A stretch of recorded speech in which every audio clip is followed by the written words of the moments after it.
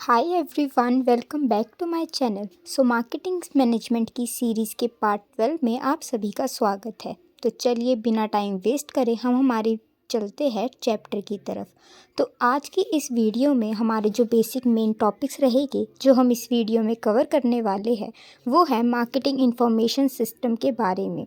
यानी कि हम यहाँ पर मार्केटिंग इंफॉर्मेशन सिस्टम को समझेंगे और उसके वेरियस कंपोनेंट्स को डिटेल में डिस्कस करेंगे। जो मार्केटिंग इंफॉर्मेशन सिस्टम है उसके अंदर मेनली 4 कंपोनेंट्स इंक्लूडेड होते हैं, जो होते हैं internal record, marketing intelligence, marketing research, marketing decision support system. And इसके बाद हम समझेंगे कि मार्केटिंग इंफॉर्मेशन सिस्टम के थ्रू कोई भी मैनेजमेंट या मैनेजर कौन कौन सी टाइप्स ऑफ रिपोर्ट्स जनरेट कर सकता है। तो चलिए अब हम समझते हैं हमारे पहले टॉपिक MIS के बारे में। तो इससे पहले वाली वीडियो यानी कि पार्ट 11 में हमने ऑलरेडी मार्केटिंग इंफॉर्मेशन सिस्टम को डिटेल में डिस्कस किया है और इसके वेरियस फीचर्स, एडवांटेजेस और लिमिटेशंस को समझा है। तो जिन लोगों ने अभी तक वो वीडियो नहीं देखी है वो उस वीडियो को रेकमेंड कर सकते हैं। पर यहाँ पर मैं जिन लोगों ने वो वीडियो नहीं देखी उनके लिए एक बार ब्रीफ में समझाती हूँ कि MIS होता क्या है। तो अगर हम जनरली बात करें तो जो मार्केटिंग इंफॉर्मेशन सिस्टम है वो एक मॉडर्न कंप्यूटर बेस्ड सिस्टम है जो कि हमारे मैनेजर्स को इक्विप करता है रेलेवेंट और रिलायबल डाटा या फिर इंफॉर्मेशन के थ्रू, जिससे जो मार्केटर्स है वो अपने मार्केटिंग के डिसीजंस को अच्छे से कर सकते हैं। यानी कि ये हेल्प करता है मैनेजमेंट को इन डिसीजन मेकिंग। तो अगर हम इसे और अच्छे से समझते हैं तो जो MIS सिस्टम होता है वो कलेक्ट करता है ह्यूज इन्फॉर्मेशन को और फिर उसे प्रोसेस करके जो हमारे मैनेजर्स होते हैं उनको एक summarised form of information provide करता है, ताकि वो लोग ओवरबर्डन ना हो और कोई भी काम की चीज़ मिस ना करते ह्यूज इन्फॉर्मेशन के चलते। इसलिए वो मैनेजर्स को समराइज्ड फॉर्म में सारी रेलेवेंट इन्फॉर्मेशन इफ़ेक्टिवली और एफिशिएंट बेसिस पर देता है ताकि वो अपने डिसीजंस अच्छे से ले सके। इसके बाद अब हम बात करते हैं 4 कंपोनेंट्स ऑफ MIS यानी कि मार्केटिंग इंफॉर्मेशन सिस्टम के बारे में। मार्केटिंग इंफॉर्मेशन सिस्टम 4 कंपोनेंट्स को इंक्लूड करता है, जिसमें पहला होता है इंटरनल रिकॉर्ड्स, उसके बाद आता है marketing intelligence, marketing research and at last marketing decision support system.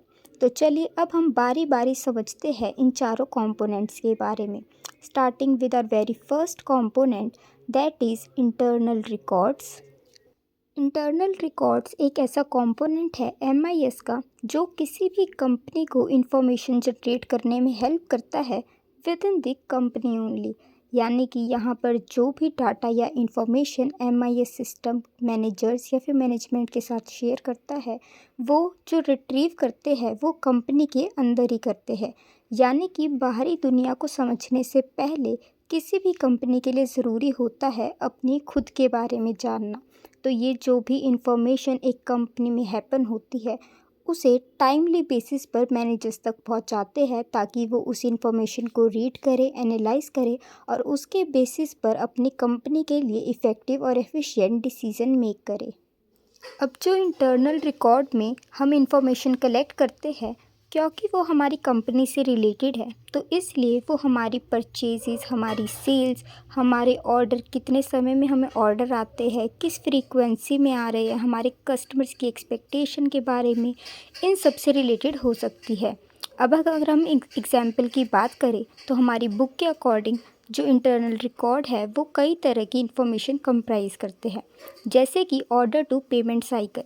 ये वो वाली इंफॉर्मेशन होती है जब एक कंपनी को ऑर्डर मिलता है तो उसे वो कितने समय में सक्सेसफुली डिलीवर या फिर डिस्पैच करती है और उसके बाद उसे कितने समय के अंदर अपनी पेमेंट रिसीव होती है उसके बारे में सारी इन्फॉर्मेशन होती है। यानी कि आपकी जो सेल है वो आप कैश में कर रहे हो, क्रेडिट में कर रहे हो, अगर आप क्रेडिट में कर रहे हो तो कितने समय के क्रेडिट पीरियड के साथ करते हो। तो यानी कि यह आपके ऑर्डर मिलने से लेकर उस ऑर्डर की पेमेंट रिसीव करने तक की सारी इन्फॉर्मेशन को ऑर्डर टू पेमेंट साइकिल कहते हैं। इससे ऊपर अगर आपको इसे डिटेल में समझना है तो हमारी ऑलरेडी O2C यानी कि ऑर्डर टू कैश प्रोसेस के ऊपर वीडियो अपलोडेड है। मैं उसका जो लिंक है वो आपको डिस्क्रिप्शन में दे दूँगी, आप वहाँ से डायरेक्टली इसको डिटेल में समझ सकते हैं। इसके अलावा जो इंटरनल रिकॉर्ड्स है उसके थ्रू हम और भी इंफॉर्मेशन यानी कि सेल्स इंफॉर्मेशन सिस्टम यानी कि जो हमारी कितनी सेल होती है, सेल होने के बाद हमारा कितना इन्वेंट्री जो है वो वेयर हाउस में रहता है, उससे रिलेटेड जो भी इंफॉर्मेशन होती है वो शेयर करते हैं टाइमली बेसिस पर। और इसके अलावा हम हमारे प्रोडक्ट्स, कस्टमर्स, सेल्समैन इन सब के बारे में भी इंफॉर्मेशन गैदर कर सकते हैं MIS के थ्रू। इसके बाद अब हम समझते हैं हमारे सेकंड कंपोनेंट मार्केटिंग इंटेलिजेंस के बारे में। जैसा कि हमने समझा कि इंटरनल रिकॉर्ड में जो भी MIS सिस्टम हमें इंफॉर्मेशन प्रोवाइड करता है वो विद इन द ऑर्गेनाइजेशन ही जनरेट होती है। तो मार्केटिंग इंटेलिजेंस में यहाँ पर जो भी हमें इंफॉर्मेशन MIS प्रोवाइड करेगा वो हमारी इंटरनल नहीं बल्कि एक्सटर्नल इन्वायरमेंट से रिलेटेड होगी। किसी भी कंपनी के लिए ज़रूरी है कि वो अपने साथ साथ बाहर की दुनिया पर भी नज़र रखे, क्योंकि जैसा कि हमें पता है कि जो हमारा इन्वायरमेंट होता है वो काफ़ी ही कॉम्प्लेक्स और डायनेमिक नेचर का होता है, यानी कि किसी के लिए भी फ्यूचर प्रोडक्ट करना इम्पॉसिबल होता है। इसलिए जो कंपनी होती है वो इस बात का ध्यान रखती है कि वो कुछ ऐसे प्रोसीडर्स या फिर सोर्सेज यूज़ करे ताकि उनको मार्केट की इन्फॉर्मेशन पता चले और पता चले कि जो एक्चुअल में मार्केट या फिर हमारा इन्वायरमेंट है उसमें क्या चीज़ ट्रेंडिंग है इस टाइम पर, ताकि वो उसके अकॉर्डिंग अपने जो डिसीजंस है उनको मेक श्योर करे कि जो उनके डिसीजंस है वो जो भी मार्केट में ट्रेंड रीसेट बेसिस पर चल रहा है उसी के अकॉर्डिंग हो और जो उनका प्रोडक्ट हो वो आउटडेटेड ना हो। इसके बाद हमने इंटरनल रिकॉर्ड में समझा था कि जो हमें डाटा या फिर इंफॉर्मेशन कलेक्ट होती है वो हिस्टोरिकल नेचर की होती है, यानी कि हमारा जो सिस्टम है वो हमें उस चीज़ की इंफॉर्मेशन प्रोवाइड करता है जो चीज़ ऑलरेडी पास्ट में परफॉर्म हो चुकी होती है। यानी कि जो इंटरनल रिकॉर्ड है वो हमें नेट आउटकम के बारे में बताता है, पर वहीं पर जो मार्केटिंग इंटेलिजेंस है वो रियल टाइम बेसिस पर वर्क करता है और हमें एट प्रेजेंट जो भी हमारे इवेंट्स अकर हो रहे हैं उन सभी के बारे में टाइमली बेसिस पर इन्फॉर्म करता है। अब इस इंफॉर्मेशन को गैदर करने के लिए हमारे पास वेरियस एक्शन प्लान्स मौजूद होते हैं जो कंपनी अपने बजट के अकॉर्डिंग या फिर अपने जो भी उनका प्रोडक्शन या मार्केटिंग का नेचर है उसके अकॉर्डिंग सिलेक्ट कर सकती है। जैसे कि अगर हम कुछ एक्शन प्लान्स की बात करते हैं तो आइए अब हम समझते हैं कि कौन कौन से डिफरेंट एक्शन प्लान्स होते हैं जिनके थ्रू कोई भी company marketing intelligence system perform करके अपनी इंफॉर्मेशन जनरेट कर सकती है। क्योंकि किसी भी कंपनी के लिए अगर उस कंपनी में वेल ट्रेंड और वेल मोटिवेटेड वर्कफोर्स अवेलेबल होती है तो वो सबसे इम्पॉर्टेंट रोल प्ले करती है उनको लेटेस्ट डेवलपमेंट्स के बारे में इंफॉर्मेशन देने का, क्योंकि जो हमारे सेल्स पर्सन होते हैं वो डायरेक्टली कनेक्ट करते हैं हमारे कस्टमर्स के साथ। इसलिए कोई भी सिस्टम इतनी एक्यूरेटली हमें हमारी नीड्स एंड वांट्स को कस्टमर्स की आइडेंटिफाई नहीं कर सकता जितने अच्छे से हमारे जो सेल्स पर्सन है वो कस्टमर की नीड्स को समझ सकते हैं। इसलिए जो कंपनी का पहला कंपोनेंट होता है वो होता है सेल्स पर्सन का। इसके बाद जो कंपनी होती है वो इंटरमीडियरीज़ को यूज़ कर सकती है इंफॉर्मेशन जनरेट करने के लिए, यानी कि अगर आप कोई प्रोड्यूसर या फिर होलसेलर हो जो आगे सप्लाई करते हो रिटेलर्स को ताकि वो फाइनल या फिर एंड कंज्यूमर्स तक आपका जो प्रोडक्ट है वो सेल कर सके, तो आप अपने जो डिस्ट्रीब्यूटर और रिटेलर्स है उन सब से इंफॉर्मेशन जनरेट कर सकते हो, क्योंकि वो भी डायरेक्टली लिंक रखते हैं आपके कस्टमर से। इसके बाद अगर आप चाहो कि आपको आपके जो कस्टमर्स हैं उनसे डायरेक्टली डील करना है बिना किसी इंटरमीडिएट या फिर सेल पर्सन के थ्रू, तो आप कोई कस्टमर फीडबैक पैनल भी क्रिएट कर सकते हो जहाँ पर जो आपके कस्टमर्स होते हैं वो सारी अपने जो भी नीड्स एंड वांट्स है उसके बारे में लिखते हैं और आप अपने कस्टमर्स द्वारा दिए गए फीडबैक को अच्छे से एनालाइज करते हो और उनके बेसिस पर उनकी नीड्स एंड वांट्स को समझने की कोशिश करते हो। इसके अलावा अगर जो कंपनी है उसका बजट अच्छा है तो वो स्पेशलाइज्ड एजेंसीज़ को भी रिक्रूट कर सकती है जो एक्सपर्ट होती है सिर्फ स्पेसिफिक इंफॉर्मेशन जनरेट करने के लिए, ताकि आपको अपने जो एक्शन प्लान्स है या फिर आपकी मार्केटिंग डिसीजंस की स्ट्रेटजीज़ है उनको डिज़ाइन करना आसान हो। इसके अलावा जो कंपनी है वो स्ट्रॉन्ग इंटरनल और एक्सटर्नल नेटवर्क्स मेंटेन कर सकती है, यानी कि पब्लिक की नज़रों में आने के लिए वो डिफरेंट डिफरेंट प्रोग्राम्स या फिर पार्टिसिपेट्स कर सकती है, ट्रेड शोज़ में, ट्रेडर्स मीटिंग में, प्रोग्राम में, किसी भी तरह की मीडिया कॉन्फ्रेंस में एक्सेट्रा। एट लास्ट आती है statistical reports by the government agencies. हर साल जो गवर्नमेंट एजेंसीज होती है वो वेरियस स्टैटिस्टिकल्स रिपोर्ट इशू करती है कंप्लीट सर्वे के बाद। तो जो ऑर्गेनाइजेशंस है वो NSSO, CII reports, economic survey जैसे सर्वे या फिर रिपोर्ट्स को रेफ़र कर सकते हैं अपनी डिसीजन मेकिंग के लिए। इसको समझने के बाद अब हम समझते हैं हमारे थर्ड कंपोनेंट मार्केटिंग रिसर्च के बारे में। सबसे पहले जो मार्केटिंग रिसर्च है वो एक काफ़ी वाइड टॉपिक है, इसलिए कंपोनेंट्स ऑफ MIS पे उसे कवर करना थोड़ा सा मुश्किल है।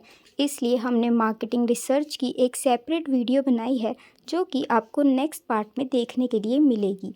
पर यहाँ पर मैं आपको यहाँ पर मार्केटिंग रिसर्च के बारे में ब्रीफ में एक्सप्लेन कर देती हूँ, क्योंकि एग्ज़ाम पॉइंट ऑफ व्यू से आपको कंपोनेंट्स ऑफ MIS या फिर मार्केटिंग रिसर्च में से कोई भी एक क्वेश्चन 15 मार्क्स का देखने को मिल सकता है। तो चलिए अब हम समझते हैं मार्केटिंग रिसर्च को कि मार्केटिंग रिसर्च एक्चुअल में होता क्या है।